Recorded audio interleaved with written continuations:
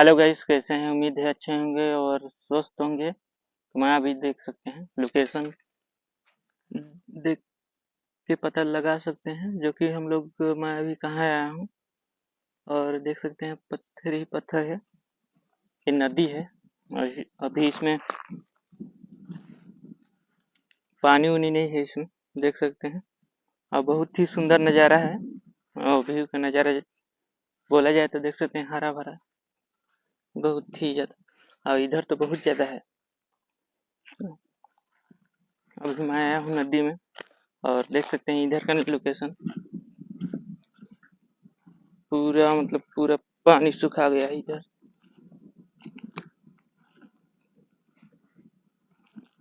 देख सकते हैं। तो ब्लॉग में बने रहना और चैनल में नए होंगे तो चैनल को सब्सक्राइब करना ना भूलिएगा। प्रेस घंटी को भी दबा देना ताकि लेटेस्ट वीडियो पहुंच जाए। और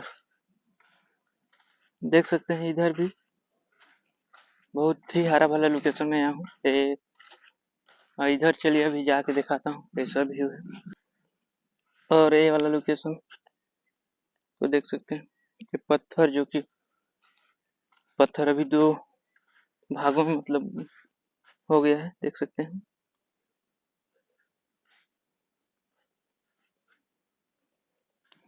जो कि ये नदी बांकी नदी है।